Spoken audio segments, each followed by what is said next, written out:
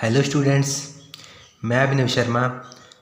तो आज हम नेक्स्ट क्वेश्चन डिस्कस करेंगे। हमने ग्रुप एंड रिंग्स जो बुक है हमारी 5th सेमेस्टर बीएससी और बीए मैथ की, वो स्टार्ट की हुई है। ओके, और उस बुक को हम बिल्कुल कंप्लीट करेंगे, मैक्सिमम क्वेश्चंस करेंगे और मैक्सिमम थ्योरम्स करेंगे। ओके, तो इसलिए अगर आप 5th सेम में हैं बीएससी या बीए में, तो आपके लिए चैनल और ये वीडियोस बहुत ही ज़्यादा हेल्पफुल रहेंगी। ओके, सो चलिए अब हम ये नेक्स्ट क्वेश्चन करते हैं। लास्ट लेक्चर के अंदर हमने ग्रुप डिस्कस किया था, क्या होता है अबेलियन ग्रुप डिस्कस किया था। प्रूव किया था कि सेट ऑफ इंटीजर्स फॉर्म करता है abelian group with respect to addition, और सेट ऑफ इंटीजर्स ग्रुप नहीं होता विद रिस्पेक्ट टू मल्टीप्लिकेशन। अब ये नेक्स्ट क्वेश्चन है हमारा क्यूब रूट ऑफ यूनिटी का। ओके, सो इसमें अब प्रूव क्या करना है कि prove that cube root of unity forms abelian group with respect to multiplication. मतलब क्यूब रूट ऑफ यूनिटी क्या करेगा, फॉर्म करेगा abelian group, forms a abelian group with respect to multiplication. Operation अब क्या है, मल्टीप्लिकेशन है। और प्रूव क्या करना है, अबेलियन ग्रुप। अबेलियन ग्रुप मतलब एक ही प्रॉपर्टी में डिफरेंस आता है, जो 5th प्रॉपर्टी होती है, दैट इज कोमुटेटिव लॉ, या फिर कोमुटेटिविटी भी बोल देते हैं, कोमुटेटिव लॉ। ओके, ये हमने लास्ट लेक्चर के अंदर डिस्कस किया था क्या होता है। सो सबसे पहले अब हम क्या करेंगे, 5 प्रॉपर्टीज़ प्रूव करनी होती हैं। First is closure property, second is associative law, third is existence of identity, fourth is existence of inverse and fifth is commutative law. अगर 4 प्रॉपर्टी सेटिस्फाई होती हैं तब तो वो नॉन एम्प्टी सेट कोई भी ग्रुप होता है। अगर 5th भी सेटिस्फाई होती है तो वो अबेलियन ग्रुप होता है। सो अब स्टार्ट करते हैं। सबसे पहले क्यूब रूट ऑफ यूनिटी को हमें प्रूव करना है कि cube root of unity forms करते हैं अबेलियन ग्रुप और ऑपरेशन मल्टीप्लिकेशन के अंडर। सो सबसे पहले क्यूब रूट ऑफ यूनिटी हमें पता क्या होते हैं, वो लिख लेते हैं। 1 ओमेगा ओमेगा स्क्वायर होता है ना। सो लेट कर लेते हैं एक सेट एस को, एस सेट है वो लेट कर लेते हैं क्या है, 1 ओमेगा और ओमेगा स्क्वायर। ओके, ये भी लिख लेते हैं कि where 1 omega omega square are cube root of unity, are cube root of unity, cube root of unity. Clear. So अब इस क्वेश्चन को करने के लिए अब सबसे पहले क्या करेंगे, हम करेंगे सबसे पहले क्लोजर प्रॉपर्टी प्रूव सेटिस्फाई कराएंगे। सो क्लोजर प्रॉपर्टी को सेटिस्फाई कराने के लिए हम ना इसमें कंपोजिशन टेबल भी इंट्रोड्यूस करा देते हैं। ओके, सो मैं आपको कंपोजिशन टेबल बनाना बता देता हूँ कैसे बनाते हैं हम। हमारे पास सेट के ऊपर बनेगा ना, सो सेट के ऊपर कंपोजिशन टेबल बनाने के लिए क्या करना है आपको, सबसे पहले ऐसे बॉक्स बनाएंगे। Okay, clear. सो अब यहाँ से देखो, ऑपरेशन यहाँ पर लिखेंगे, जो भी ऑपरेशन गिवन होगा, मल्टीप्लिकेशन गिवन है यहाँ पर लिख लिया, और हमारे पास एलिमेंट्स लिखेंगे यहाँ पर, जो एलिमेंट्स हैं 1 है, ओमेगा स्क्वायर है। एलिमेंट्स को यहाँ भी लिखेंगे, 1 है, ओमेगा स्क्वायर है। क्लियर। अब देखो 1 को जो यहाँ पर ऑपरेशन होगा इससे मल्टीप्लाई करना है, ऑपरेशन मल्टीप्लिकेशन है ना। 1 को जब 1 से मल्टीप्लाई करेंगे यहाँ पर लिख देना है, फिर इस 1 को इससे मल्टीप्लाई करना है ओमेगा से, यहाँ पर लिख देना है, फिर 1 को ओमेगा स्क्वायर से मल्टीप्लाई कर देना है, यहाँ पर लिख देना है, क्योंकि मल्टीप्लाई करना है ना। अगर यहाँ पर एडिशन होता तो ऐड होते। अब इस सेकंड रो में ओमेगा को इसके 1 के साथ मल्टीप्लाई करना है, ओमेगा को ओमेगा के साथ मल्टीप्लाई करना है, ओमेगा स्क्वायर, ओमेगा को ओमेगा स्क्वायर के साथ मल्टीप्लाई करना है, ओमेगा क्यूब। अब ओमेगा स्क्वायर को 1 के साथ मल्टीप्लाई करना है, ओमेगा स्क्वायर को ओमेगा के साथ मल्टीप्लाई करना है, ओमेगा क्यूब, ओमेगा स्क्वायर को ओमेगा स्क्वायर से मल्टीप्लाई करना है, omega raise to power 4। Clear. अब हमें एक बात पता है, क्या पता है, ये हमारे पास कंपोजिशन टेबल है, हमें पता है ओमेगा क्यूब तो 1 होता है इसकी वैल्यू। ओके, और वैसे ही हम ओमेगा रेज़ टू पावर 4 भी निकाल सकते हैं। कैसे, इसको लिख सकते हैं हम omega raise to power 3 into omega. So ये आ गया 1 इंटू ओमेगा, मतलब ओमेगा 4 की वैल्यू भी ओमेगा आ गई। क्लियर। सो अब हम यहाँ पर क्या लिख सकते हैं, इसके प्लेस पर हम लिख सकते हैं ओमेगा, और इसके प्लेस पर 1 लिख सकते हैं। क्लियर इतनी बात? ओके। अब ये कंपोजिशन टेबल थी हमारे पास सेट एस के ऊपर, ऑपरेशन मल्टीप्लिकेशन था। इसको बनाने का मतलब क्या है? इसको बनाने का मतलब है क्लोजर प्रॉपर्टी को सेटिस्फाई कराना। कि क्लोजर प्रॉपर्टी में क्या होता है, यहाँ पर लिखते हैं साइड में। सबसे पहले first property that is closure property. Closure property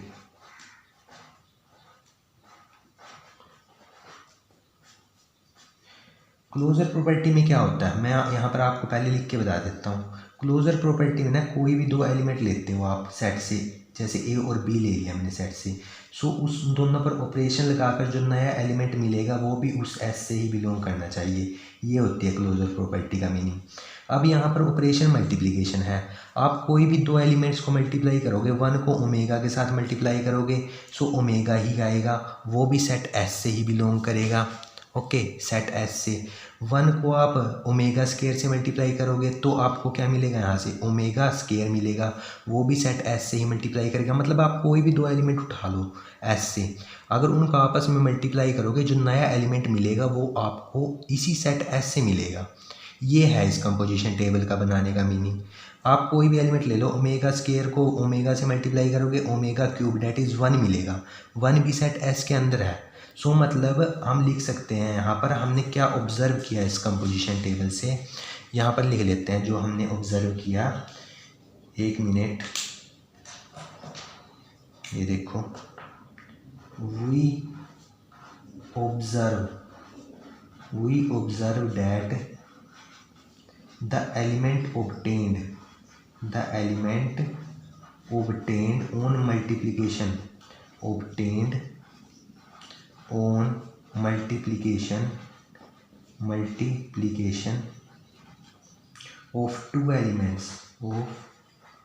two elements of S is also in S। So S को हम क्या लिख देते हैं कि वो क्या है, क्लोज्ड है with respect to multiplication. Okay, अगर आप डायरेक्ट भी प्रूव करते ना, कोई भी आप दो एलिमेंट उठा लेते तो वो जैसे सेट एस से कोई भी दो एलिमेंट उठा के सिंपली मल्टीप्लाई भी करते तो वो सेट एस से बिलोंग कर गया। सो मतलब क्लोजर प्रॉपर्टी क्या हो जाती है, सेटिस्फाई हो जाती है। मतलब सेट एस क्या हो गया, क्लोज्ड हो गया under with respect to multiplication. Clear? First property closure property. Second associativity होती है हमारे पास। आपको पता है उसमें क्या करना होता है, एसोसिएटिविटी में क्या करना होता है। सेकंड है हमारे पास एसोसिएटिविटी में क्या करना होता है हमें, पहले मैं आपको यहाँ पर लिख कर बता देता हूँ। जो हमें करना होता है कि a star b star c is equal to a star b star c, ये करना होता है हमें, दोनों इक्वल होने चाहिए। ओके, ऑपरेशन क्या है यहाँ पर, मल्टीप्लिकेशन है। और सेट एस क्या है, क्यूब रूट ऑफ यूनिटी जो आपको गिवन है वो क्या गिवन है, 1 ओमेगा स्केयर। क्लियर? अब आप यहाँ से चेक कर सकते हो इनको। आपको मतलब सिंपली क्या प्रूव करना है, ऑपरेशन लगाने के बाद, ये तो जनरल होता है ना प्रॉपर्टी, आपको प्रूव ये करना है कि ए प्लस मल्टीप्लिकेशन है ऑपरेशन, तो a multiply b multiply c is equal to a multiply b multiply c, ये प्रूव करना है, ये दोनों इक्वल होने चाहिए। ओके, सो अब ना जो ये हमारे पास नंबर हैं 1 ओमेगा स्केयर, ये ना कॉम्प्लेक्स नंबर्स हैं, और कॉम्प्लेक्स नंबर ना एसोसिएटिव लॉ को फॉलो करते हैं। आप ऐसे भी लिख सकते हो, अगर आपको ये है भाई मेरे को तो प्रूव करके देखना है कि कैसे होगा ये, सो आप कोई भी इससे एलिमेंट ले लो। जैसे मैं यहाँ पर आपको समझाने के लिए A1 ले लिया मैंने, B को मैंने ओमेगा ले लिया और C को मैंने ओमेगा स्केयर ले लिया। आप बोलोगे भाई मैं तो प्रूव करूँगा इसको। सो यहाँ से इस साइड लेफ्ट हैंड साइड को फाइंड करो, क्या आएगा आपके पास, पुट की value 1 multiply omega square. So क्या आ गया आपके पास answer, omega multiply omega square, मतलब ओमेगा क्यूब आ गया, जो 1 के इक्वल होता है। क्लियर? और यहाँ से आपने राइट हैंड साइड प्रूव की तो क्या आ गया, 1 मल्टीप्लाई ओमेगा स्केयर। यहाँ से भी आपके पास मल्टीप्लाई करने के बाद ओमेगा क्यूब आ जाएगा जो 1 के equal. Left hand side right hand side के इक्वल हो गई, मतलब ये दोनों क्या है, इक्वल हैं। सो इक्वल है तो एसोसिएटिव लॉ क्या करता है, फॉलो होता है, होल्ड होता है। अगर आपको ऐसा करना है ऐसा कर सकते हैं, अगर आपको सिंपली लिखना है कि ये कॉम्प्लेक्स नंबर्स होते हैं हमारे पास, और कॉम्प्लेक्स नंबर के केस में क्या होता है हमारे पास, जो एसोसिएटिव प्रॉपर्टी है वो होल्ड करती है। मतलब ब्रैकेट्स को हम आगे पीछे लिख सकते हैं, इसके साथ ब्रैकेट लिख सकते हैं या इसके साथ, दोनों इक्वल ही होंगे, ये भी लिख सकते हैं। अब एग्जिस्टेंस ऑफ आइडेंटिटी की बात करते हैं हम थर्ड में। सो वो देखते हैं नेक्स्ट। आपको ये दो प्रॉपर्टी अब समझ में आ गई होंगी। अब थर्ड बात करता हूँ मैं एग्जिस्टेंस ऑफ आइडेंटिटी की। Existence of identity. सो मैंने आपको बताया था एग्जिस्टेंस ऑफ आइडेंटिटी में कि अगर हम क्या करें कि किस एलिमेंट से हम मल्टीप्लाई करें, क्योंकि ऑपरेशन मल्टीप्लिकेशन है, कि आपको दोबारा वही एलिमेंट मिल सके, तो ऐसा कौन सा एलिमेंट है, और वो सेट से ही होगा। तो आप मेरे को देख के बताओ यहाँ से कौन सा एलिमेंट होगा वो, कि आप किसी से भी मल्टीप्लाई करो आपको दोबारा वही एलिमेंट मिले। बता सकते हैं कौन सा एलिमेंट होगा। मैंने आपको ये भी बताया था भाई मल्टीप्लिकेशन है तो 1 ही आएगा, क्योंकि मल्टीप्लिकेशन के केस में आइडेंटिटी एलिमेंट 1 होता है। सो सेट मैं यहाँ पर आपको समझाने के लिए लिख लेता हूँ पहले। जो क्यूब रूट ऑफ यूनिटी है वो क्या है, 1 ओमेगा ओमेगा स्क्वायर। ओके, सो मैं यहाँ पर क्या होगा मेरे पास 1 एस में है, क्लियर। सो मैं अगर 1 को मैं किसी भी एलिमेंट के साथ मल्टीप्लाई करूँ तो मेरे को दोबारा वही एलिमेंट मिलेगा। क्लियर, ये हर एक ए के लिए बात ट्रू होगी। क्लियर, जैसे मैं ए एलिमेंट ले लेता हूँ, जैसे ओमेगा। ओके, मैं ए ओमेगा लेता हूँ, तो ओमेगा को किसके साथ मल्टीप्लाई करूँ कि मेरे को दोबारा ओमेगा मिले, ओमेगा स्क्वायर को किसके साथ मल्टीप्लाई करूँ कि दोबारा ओमेगा स्क्वायर मिले, तो 1 ही होगा ना वो एलिमेंट। तो इसीलिए हमने ये ऐसे लिख दिया ना इसको, एक बार ए 1 मल्टीप्लाई ए और ए मल्टीप्लाई ए, तो 1 इसका क्या होगा, आइडेंटिटी एलिमेंट होगा। 1 is the identity element of S. Clear, so यहाँ पर लिख लेते हैं 1 is the identity element of S, identity element of S. Clear, अब बात करते हैं एग्जिस्टेंस ऑफ इनवर्स की। सो एग्जिस्टेंस ऑफ इनवर्स में क्या होता है कि हमें इनवर्स फाइंड करने हैं। सो इनवर्स फाइंड करने के लिए क्या करेंगे हम, इनवर्स, एग्जिस्टेंस ऑफ इनवर्स लिख लेता हूँ मैं। सो इनवर्स के केस में अब देखो, कोई एलिमेंट एस से लोगे आप, मैं जैसे ए एस से ले रहा हूँ, जनरली एलिमेंट है सेट एस के अंदर तो 3 ही एलिमेंट्स हैं ना, 1 ओमेगा ओमेगा स्क्वायर ए, इन तीनों में से ही कोई एक एलिमेंट है। कि आप ए के साथ किसको मल्टीप्लाई करो कि आपको एज अ आंसर आइडेंटिटी मिल सके, मतलब आइडेंटिटी जो 1 के इक्वल है। सो सबसे पहले 1 के लिए चेक करते हैं। 1 के लिए चेक करता हूँ तो मेरे पास क्या मिलेगा, 1 के लिए किससे मल्टीप्लाई करूँ कि मेरे को आइडेंटिटी मिले, 1 मिले, 1 ही के साथ। ओमेगा को किसके साथ मल्टीप्लाई करूँ कि मेरे को 1 मिले, किसके साथ करूँ, अगर मैं ओमेगा से करता हूँ तो ओमेगा स्क्वायर मिलेगा, अगर मैं ओमेगा स्क्वायर से करता हूँ तो ओमेगा क्यूब बन जाएगा, ये 1 ही होगा। ओमेगा स्क्वायर को किसके साथ मल्टीप्लाई करूँ कि मेरे को 1 मिले, ओमेगा से, क्योंकि ओमेगा स्क्वायर ओमेगा क्यूब 1 होगा। तो इस केस में 1 के केस में 1 का इन्वर्स क्या हो गया, 1 हो गया ये वाला एलिमेंट। ओमेगा का इन्वर्स क्या हो गया, ओमेगा स्क्वायर हो गया। ओमेगा स्क्वायर का इन्वर्स क्या हो गया, ओमेगा हो गया। मतलब एस एलिमेंट के हर एक एलिमेंट का इन्वर्स एग्जिस्ट कर गया। तो मतलब इन्वर्स भी हर एक एलिमेंट का क्या करता है, एग्जिस्ट करता है। फिफ्थ प्रॉपर्टी पे आ जाते हैं, कोमुटेटिविटी या कोमुटेटिव लॉ। सो इसके अंदर क्या होगा हमारे पास, हमें क्या दिखाना है कि 2 एलिमेंट को जैसे मर्जी मल्टीप्लाई करो आप, मतलब ए मल्टीप्लाई बी करो या फिर बी मल्टीप्लाई ए करो, इक्वल आना चाहिए। सो सेट एस है हमारे पास, cube root of unity 1 omega और ओमेगा स्क्वायर। सो आप 2 एलिमेंट उठा लो, ए मैंने 1 ले लिया, बी मैंने ओमेगा ले लिया।